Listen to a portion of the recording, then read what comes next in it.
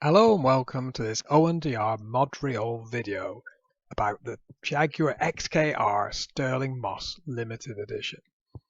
This is video 140 in our series of XK videos. In this video we're going to delve into as much detail as we possibly can about this very special North American limited edition. I'd like to thank Jeremy Barbaco for all his help with making this video, and just have a listen to his car as an intro.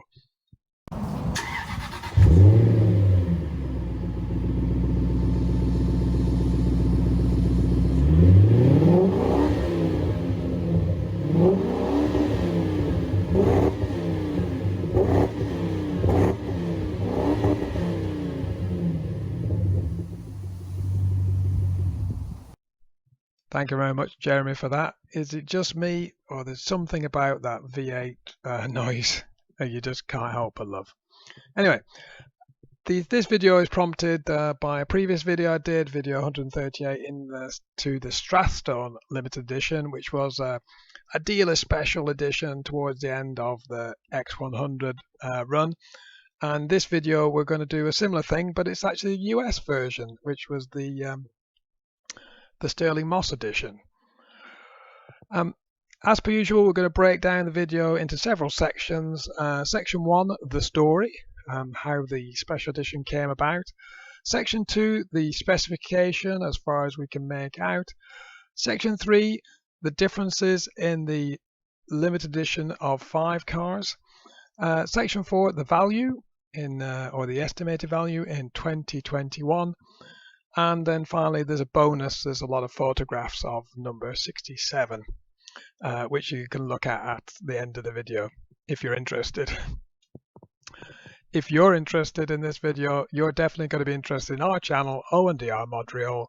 There's lots of Jaguar XKR X100 content on there. Please take a look. And please press a thumbs up if you like the video.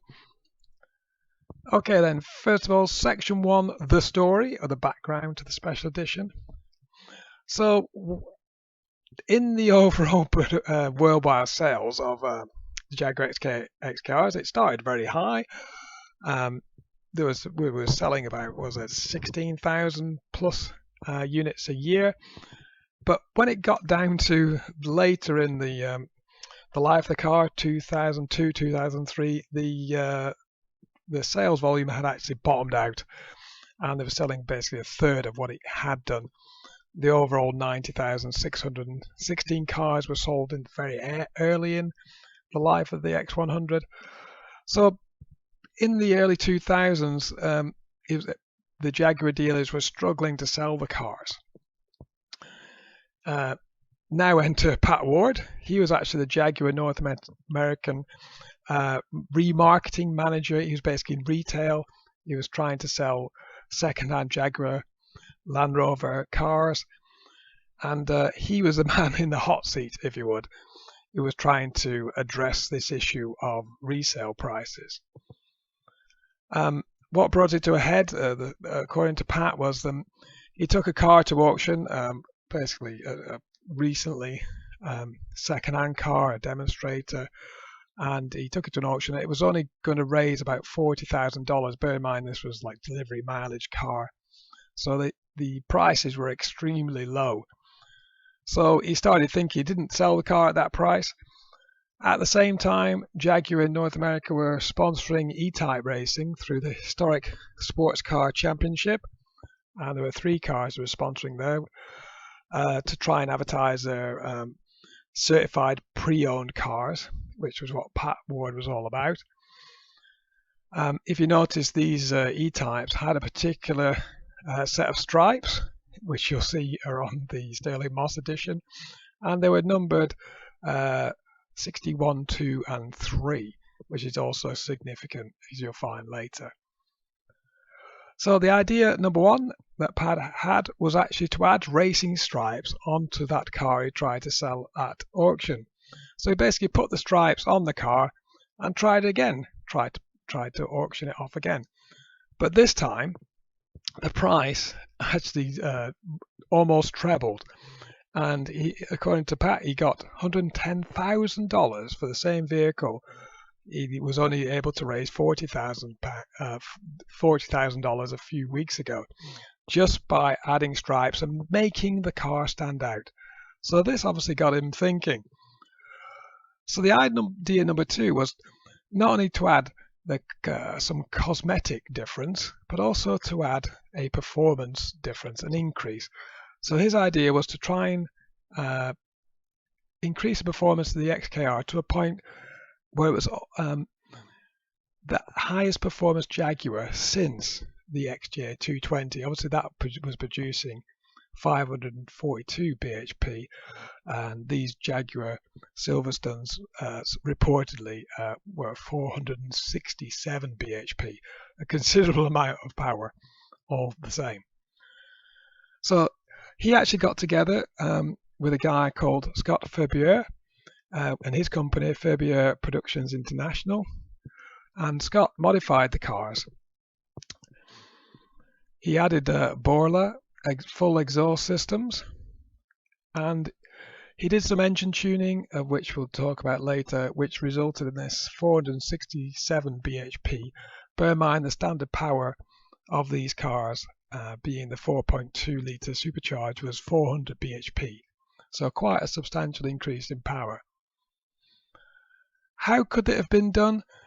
There is some discussions on forums that say that 467 bhp is completely unreasonable and it's not possible. It's all just paper talk. If we look at how it could have been done, if you had a pulley upgrade, you increase the boost pressure. You can also increase fuel pressures. We know it had a sports exhaust, if it had sports cats, etc. An induction kit, i.e. the XKR with the extra flap at high revs, and some ECU tuning for a new setup, you could potentially get 467 bhp, and this is proven by previous tuners. Take for example Paramount and Racing Green. They were tuning cars together with Ardent equipment. So the AJ27 4 litre was normally 370 bhp back then. And they were claiming a tuned performance of 430 bhp, basically 60 bhp plus, which when you work out as a percentage, 60 divided by 370 equals 16.2% additional power through these sorts of performance modifications to the engine. The AJ32, which is the 4.2 litre engine, obviously that starts off at 400 bhp. If you add 16% extra, just mathematically onto 400, you get 465 bhp, which is very, very close to 467. So it is feasible that that power output was achieved. The third idea Pat had was actually the celebrity endorsement, particularly motor racing related, and enter the Jaguar racing hero Sir Stirling Moss. So if you're not familiar with Sir Stirling Moss, he actually raced early in his career with Jaguar C and D types between 1951 and 1954, doing the 24-hour Le Mans. He actually came second one year. He also had a distinguished career within Formula One between 1955 and 1962, and he's purportedly the greatest driver never to win the F1 World Championship. Not the greatest accolade, but he was a very, very good quality driver, but luck didn't go his way and he never actually won the World Championship. Got very close, but never won. So what Pat decided to do, at Pebble Beach, reportedly, he met with Stirling Moss and talked with him and got him to sign 5 aluminium plates that he was going to add to these limited edition XKRs. And Stirling, being quite a nice guy, actually did it. I'm not sure why he did it, or money changed hands, but he signed these plates and some model number. And this is an example of the plate that's in number 67 with his signature, and these plates are mounted inside the boot lid or the luggage compartment lid of all these special edition cars. Idea number 4, the after only. Basically, the after only 5 cars, the limited edition was complete. So Pat limited the overall production or specialization of the cars to 5, therefore making it very, very niche and very rare. So the Jaguar sponsored E-types, going back to those, they were numbered 61, 62, 63, and Pat had got Stirling Moss to sign the plaques numbered 64, 5, 6, 7 and 8. So to keep that racing heritage within the special edition. Very clever guy, very clever guy. So the first one was sold in 2003, number 64, via Imperial Cars, Jaguar, Illinois. The next two, 65 and 66, were sold in 2004, again by Imperial Cars. And the final two were sold in 2005, 67 and 68, with a Californian-based dealer. So you can see the cars were spread over a number of years and were very limited supply. So there you go, 4 great ideas Pat had and put it all together. The racing stripes, a bit of visual difference, very striking, but with a motorsport heritage. They're not just any old stripe that he put on. They were exactly the same stripes as used by the E-types being raced at the time. The idea of extra performance, massive amount of performance added as much as reasonably possible. The celebrity endorsement of a racing driver and a very well-known one, a legend, and finally the after on it, the limited production. What a great combination of a limited edition. Section 2 then, the specifications of these cars. Well, the fact is, it's not 100% clear because there's no specification sheets available, or are they? Maybe you've got one. If you have, please let us know. Normally with these sort of special editions, especially from the factory, you'll get a brochure or a sales sheet explaining what it's all about, and that's one deficiency actually in these Stirling Moss special editions, the fact that there isn't very much supporting paperwork.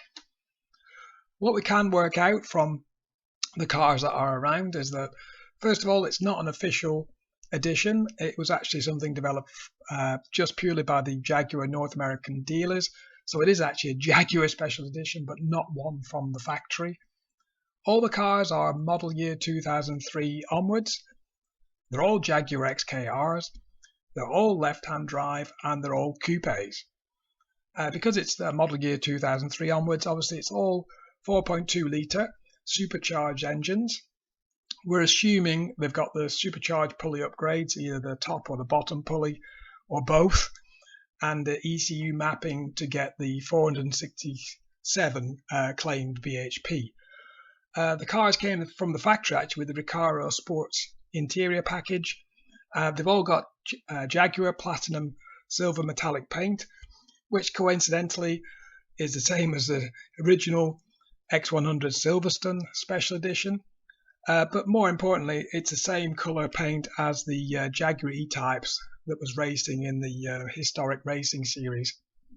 And that made the application of the painted stripes, not vinyl stripes, painted stripes, work really. So they basically look the same colour combination as those racing E-types, silver with racing green and red stripes. They've all got super sport suspension, basically lowered, and they've got enhanced springs and dampers. They've all got the Bola full exhaust system, and being model year 2003 onwards, they've all got, as all XKRs from that model year, they've got the performance brake kit, the Brembo brakes and cross-drill discs. Some cars have some additional things. Some of the cars have tinted rear windows. I'm not sure whether all of them have it, but some of them have it. I believe they all came with 20-inch BBS Detroit alloy wheels, albeit some guys have changed the wheels. You can see the chromed chip foose 5-spoke alloy wheels on one car, and there's another car with 20-spoke alloy wheels. Some cars may have had interior modifications. Some photographs of a red interior bits is not 100% clear. And obviously you've got that car with the Lambo vertically opening doors. So they don't all look the same. A couple of factors. One, they're all from different, well, they're from several different model years, and people have chosen different wheels, and also they may have personalized the car and maybe slightly modified from how the dealer special edition was released to them. Okay, section 3 then, the differences in the car. We're going to try and detail all 5 of the special editions as far as we can ascertain from the information from owners and the internet. Starting from the latest car, 5 of 5. That was actually VIN number A41799. Basically, this is the last of the special editions. This is one with the most modifications. As I say, it's got no side rubbing strips as per the model year 2004.5/5. It's got the new bumpers and the sill covers. It's got the mesh grille with no overriders. So for all intents and purposes, it is a model year 2005. And you can see it clearly. It's got the chip fused chrome alloy wheels, which really makes this car stand out maybe a bit too much. There is quite a lot of modifications. Not really sure if it came from the dealer like this, or it's something that was added afterwards, or maybe the customer who was buying the vehicle specified these additional bits. But it has red bonnet vents, it has the chrome fused alloy wheels, tinted rear windows, red bonnet struts. It's got a very unusual sort of green highlighted piping around the headrest portions of the front seats. It looks like that can be detached. It looks like it's just literally stuck on, but may be wrong. It's got those Lambo style opening doors.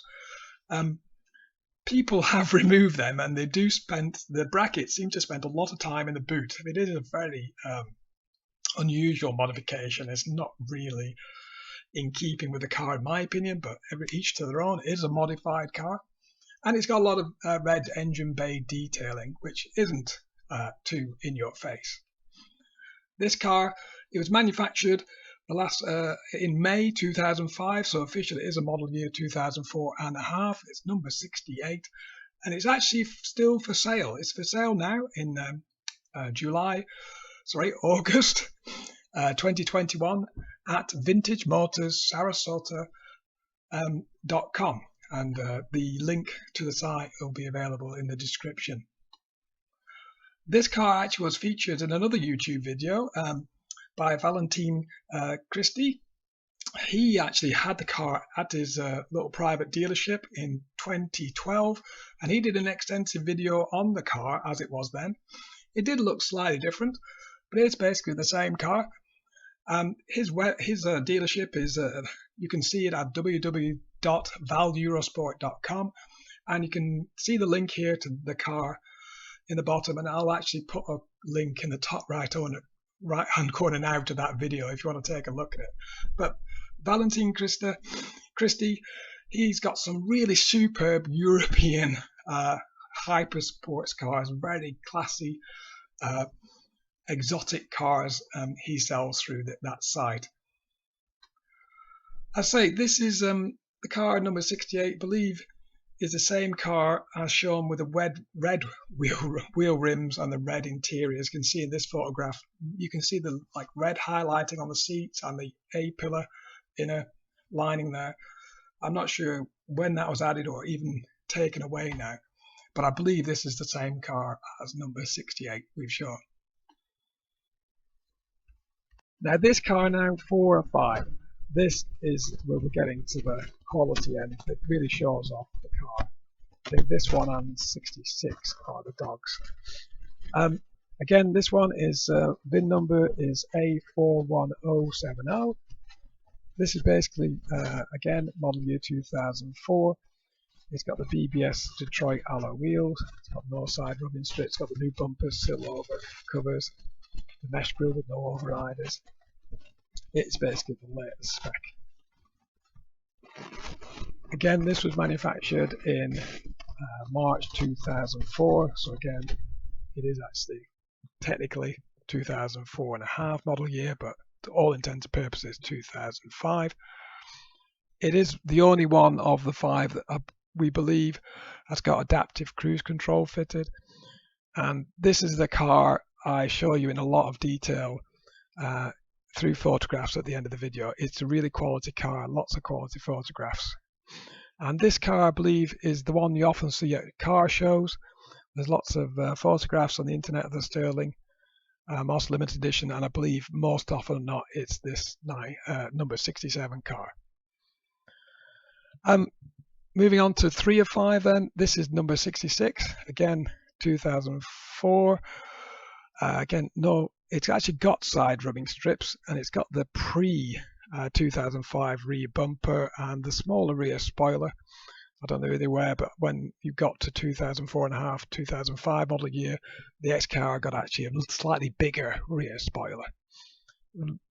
Not that you'd notice, but it is slightly bigger. And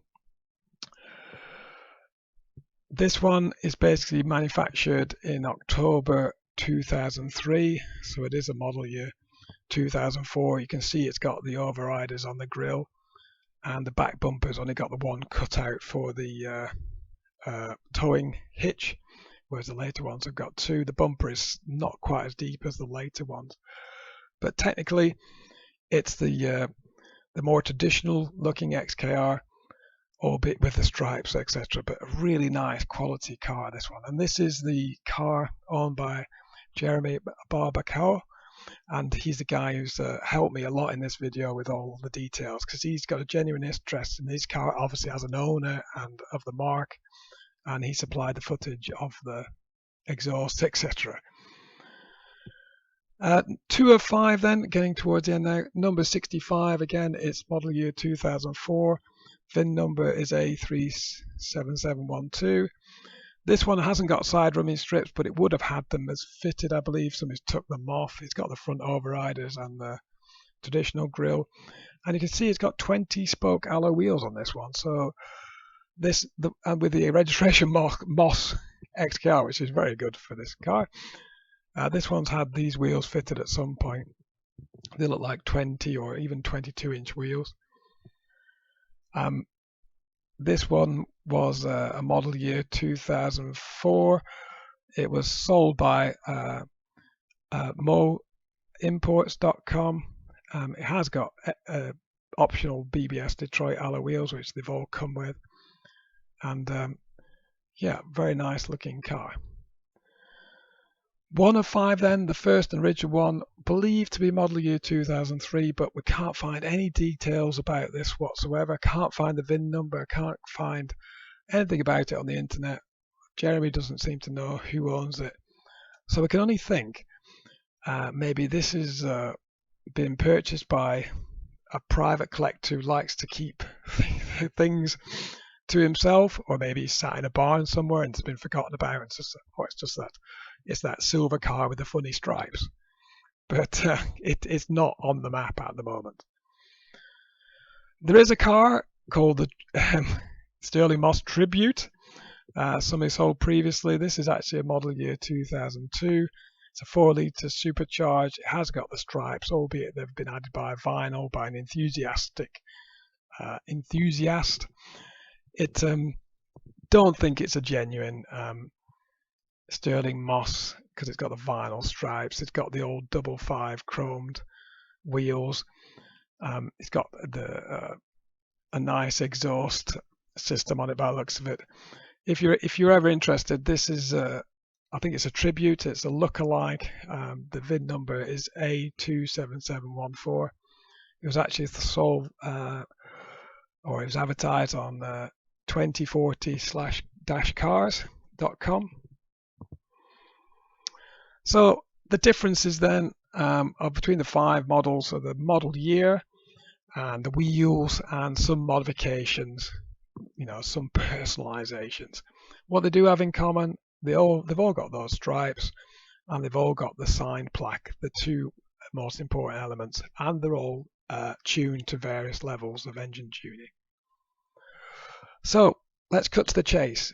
Section 4, the value in 2021. Now this is probably going to shock some people as to the value of these cars, or it may not be a surprise to others.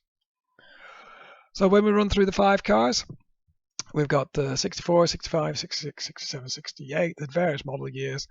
We've been able to ascertain the mileage when they were last sold, so it gives some idea of the value. They aren't heavily used cars. The one with the most mileage has got 51,000 miles.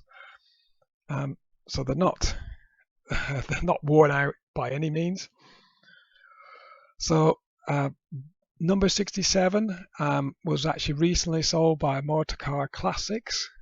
They actually sold this car. This is an amazing example of this car. Extremely good condition, low mileage, etc. It was basically a Californian car, as we discussed earlier, but it's now on the East Coast. It's in the New York area. It's a model year 2004 and a half. Not quite the last spec, but practically is. It had 2 owners for new. It's got low mileage, only 11,125 miles. In its advertisement, they mentioned this JCNA competition average score of 99.833. Now, I'm no expert about that, so I assume it's some sort of concourse score, and the top is 100. So this car scores extremely high. It's a really nice show car. It's a nice possession, extremely good condition. As I say, it's been seen at lots of shows, and actually in the advert it claims it's been tuned further to 505 bhp. Now it might be at the realms of, I'm not. I can probably justify 467 bhp, but any more than that is getting a bit of a strain. But let's prove me wrong. But they're claiming 505 bhp. You can view the advert. The advert is still on the internet.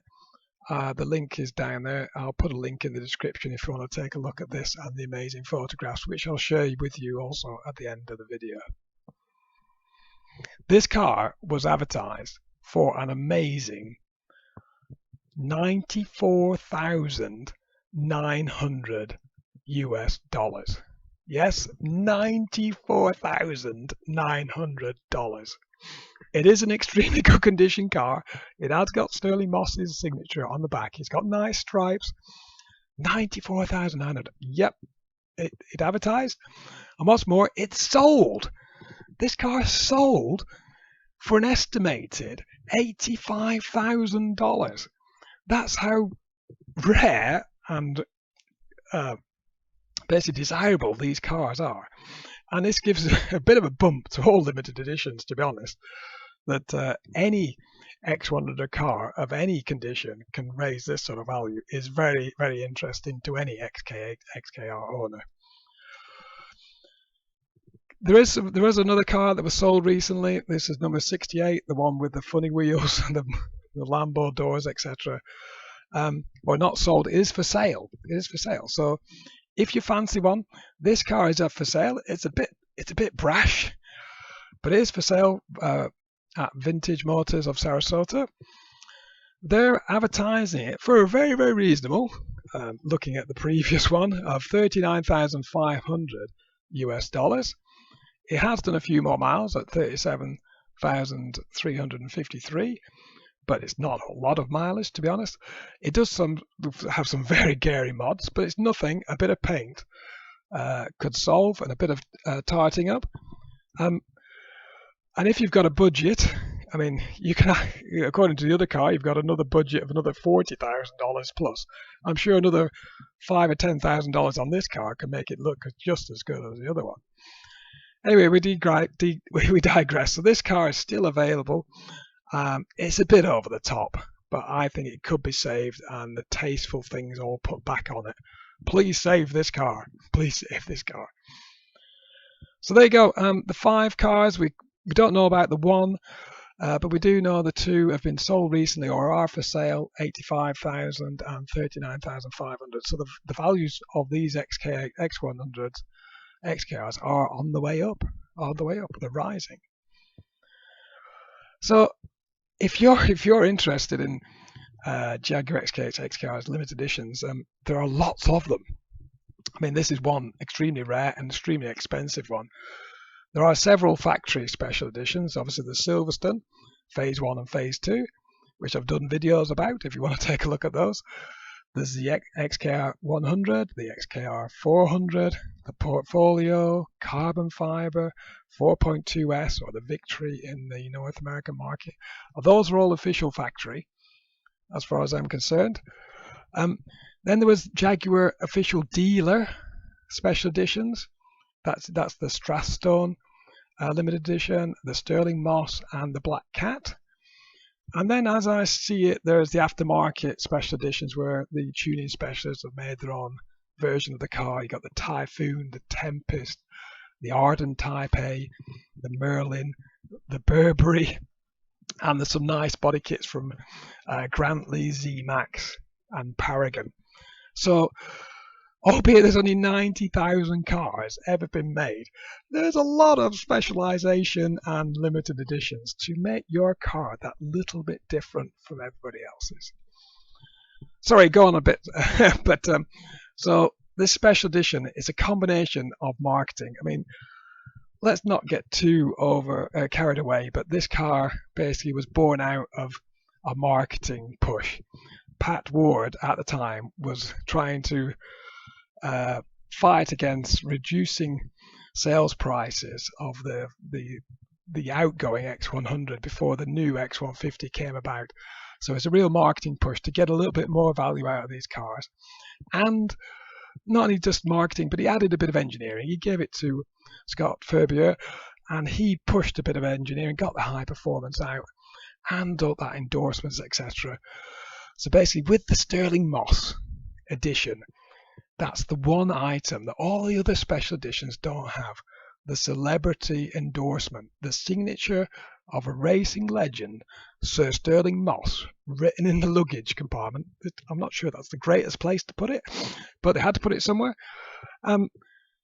That's what makes these cars a true collector's items. And I can't be the only one who thinks this, because a car sold for circa $85,000. Okay, just trying to round up then. When I first saw these Stirling Moss special editions, I saw them on the XKE website of all these special editions when I was looking around for information. And so at first glance, these these stripes, the racing green and the red stripes, looked a bit twee, looked a bit, boy racer, Halfords type of edition, a bit basic. But when you look in the background and the history, that these stripes were used on the E-types raced back in the late 2000s or in the 2000s, it does sort of grow on you. And they're not too in your face. It's not like the pink or bright green or anything. I think they look quite tasteful. And the more I get into these cars, the more I think these stripes really look the bee's knees, and they do differentiate the car. If I've made any mistakes, errors, or you have any additional information I'd like to ask Stirling Moss owners or experts in X100s, please contact us and let us know, either through the comments or through the email which is on the channel. One thing I'd like to mention, thanks again to Jeremy for mentioning this car and giving me a few pointers. Scott Faerber also created this Black Cat version, which was actually the model year 2005-6 version, which wasn't the final version of the XKR X100 for the North American market. And I'm going to try and do that justice in the next video, so please stay tuned for that. I'd like to thank Jeremy Barbaco, motorcarclassics.com, and vintage cars of Sarasota, etc., and also Jaguar World Monthly, which are always a very good source of information. And if you look at July's copy of Jaguar World Monthly magazine, they've got an extended article on this very subject. Now I'd like to just show you some bonus photographs from the Motor Classics website. If you're not familiar, Motor Car Classics is a exotic and performance car dealer, and they have a tremendous amount of cars for sale, all of very superb condition by the looks of the photographs, and they take a lot of really nice photographs to show the car off. And I'd like to show their photographs of the XKR XKR Stirling Moss they had for sale.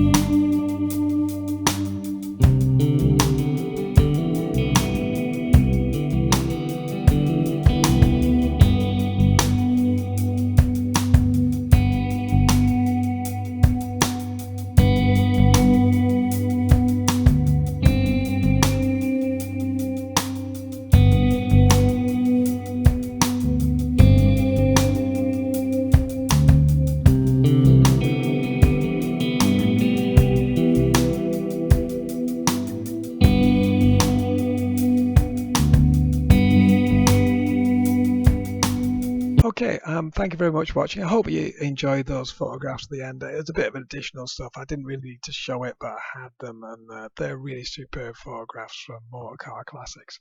Again, thank you very much for watching. Please like, comment, share, and subscribe if you'd like to see more XK videos.